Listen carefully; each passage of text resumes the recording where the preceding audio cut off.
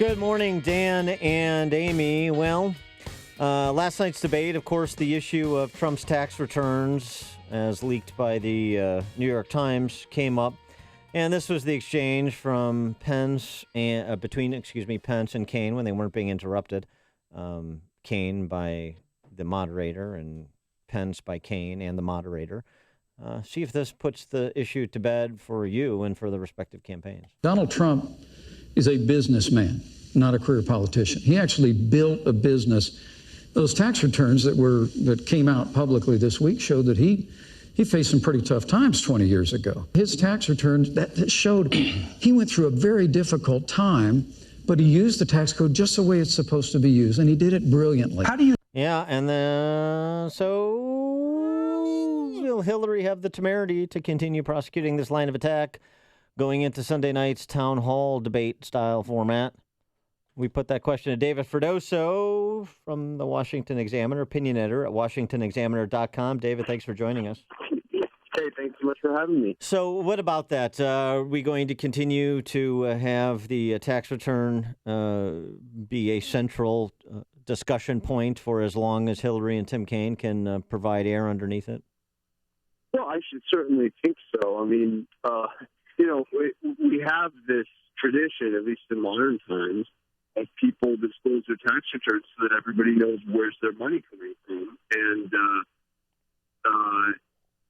Trump is refusing to do it, which is unprecedented in modern times. So it's as if he's hiding something. So, yes, they'll continue to do it until he releases them, or they'll just continue to do it until the election. Yeah, well, how did Pence handle that? I mean, in terms of the pushback on the substance of the allegations. Oh, he's some genius. Well, yeah, okay, I think go if ahead. he's smart, he releases the tax return. Well, he's okay. So he's That's not the only way to handle it. So he's not going to do that. So we know he's not going to do that. So then the arguments they're making are kind of releasing the tax returns as like third on the list. They made the arguments this week. Oh, he's some genius. He lost $916 million, in a single year. That was one. And then, he's taking advantage of these obscure provisions of the tax code, both of which are nonsensical arguments that are easily turned against those two. Yeah, all that I can, all I can say is the best way to deal with this is to release the tax returns, and Trump will suffer to the extent that he makes a choice to argue against it any other way. There are okay ways of rebutting it. You can always say, well, I'll release them when Hillary releases her emails. That's sort of a little too quoque jab there. You can also try to change the subject when someone brings it up, or you could, there are all kinds of ways of handling it. But the only way to convince people that, no, I'm not trying to hide something by not releasing my tax returns is to release your tax returns. Considering all that Donald has said, about women and Mexicans and women who get abortions, all of that, Pence was a little bit between a rock and a hard place. Do you think he did a good job defending his boss? Very good. No. Defending the boss, no, because it's not defensible in most cases. So he wisely did not try to do it. And, that was what really Pence was able to succeed in this debate. And I think he definitely won it. But he won it with, it was like running a race with his leg tied behind his back, because having to defend Trump on so many of these things that he has said and done is really it's a very, very difficult, challenging thing to do. When you're a conservative and you go in front of one of these debates, usually you're just having to deal with a moderator who is going to be a little skewed or demand accountability from you in a way that he won't from the other guy. In this case, it was pretty much 2-on-1, and Tim Kaine had all the cards. And yet Pence, I think, really did get the better of him. Kaine tried the obnoxious strategy of constantly interrupting him that Joe Biden had succeeded with in 2012, but it just didn't work for him. And everybody agreed that it didn't work for him. I mean, Chris Matthews agreed it didn't work for him. Marcos Melissas agreed it didn't work for him. So you don't just have to take someone's conservative bias for that. Pence won that debate. Yeah, David Axelrod also suggested the interrupting by Kaine was overdone. So how does this then set up for Sunday's debate? obviously the all the old saws about the VP choice doesn't matter and the VP debate doesn't matter. It seems to me this one may matter more than most because I think Pence at least set up and reintroduced the question of Trump's fitness for office, and maybe with with Pence in tow, Trump comes across as more fit than he would by himself, particularly if he can build off of what Pence did last night rather than repeat what he did in the first debate. Well, yes, hopefully, for him, for Trump's sake, I mean, really what he needs to do is be the student here and learn from Pence how to debate somebody properly. And, the command of detail with which Pence debated was, it was good. It wasn't like extraordinary to the point that you wouldn't see, but compared to Trump, it was extraordinary. And, this is one of those things where you need to learn to be agile with facts and with figures that add authority to the position you're taking, that sort of thing.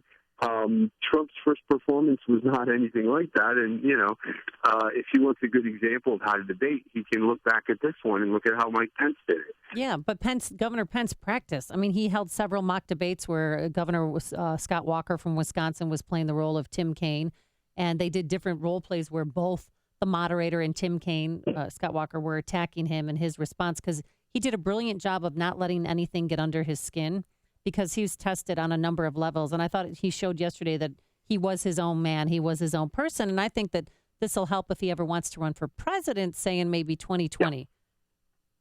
Yeah. It could, although it's sort of it's kind of ludicrous to speculate on 2020 at this point. But that's what people are saying. They're at least talking about him in the 2020 frame of mind, which is what I think what I think maybe he had hoped for when he took the vice presidential nomination. Yeah, it's a little premature for all that, I think, as well. But with respect to Trump on Sunday flying off of Pence last night, difficult to believe he's going to all of a sudden do the homework to have a command of the facts and the specifics and be fluent in them so that he's facile and he can respond and he can, thrust and parry with Hillary Clinton. But what he can do is something else that Pence did yesterday.